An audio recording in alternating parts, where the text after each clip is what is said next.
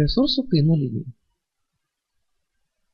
Įterpiant įkainius į sąmatą, jų kainos skaičiuojamas vienu ar kitu pasirinktu kainų lygiu.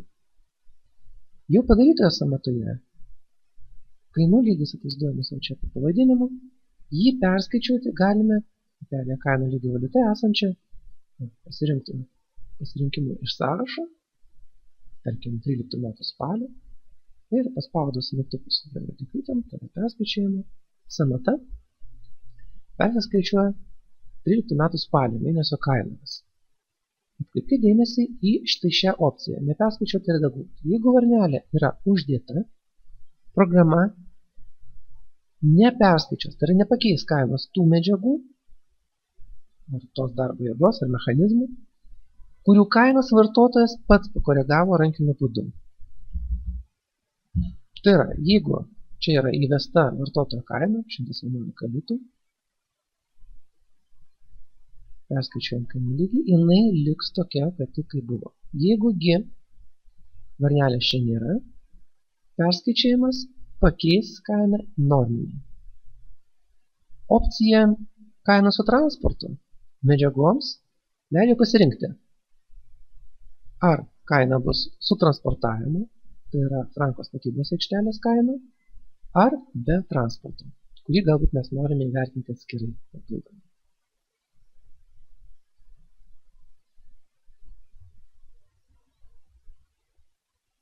Įterpimo lange, kai mes renkamės įkainius, mes šitas kainas matome tuo kainų lygiu, kuris yra pasirinktas sąmatoje. Prieiti prie kainų lygių mes galim per parametro mygtuką, kainų lygiai. Vėlgi per čia galime jau čia nustatyti, kokiais kainų lygiais mes skaičiuosim, kuriais neskaičiuosim, ir atitinkamai kainos bus traukiamas pagal mūsų nustatytas parametrus. Šiame lapelyje taip pat yra valiutos perskaičiavimo priemonės.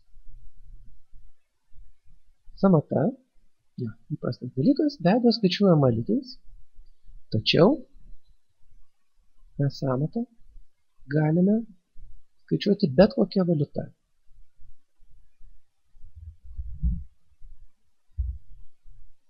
Pavyzdžiui, eurais, pagal nustatytą kursą. Pasirinkus valiutą, perskaičiuojant sąmatą, mes sumas gauname jau eurais. Be abejo, įterpime, kai mes terpinėsim įkainius, kitus resursus, jų kainos bus jau nurodomos eurais.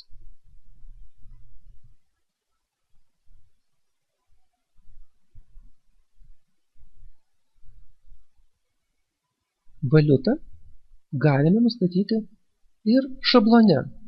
Tai yra visiems laikams. Tai yra galima padaryti taip, kad visos naujos sukuriamos sąmatos iš karto turėtų nuostatą, kad galima būtų skaičiuoti eurais.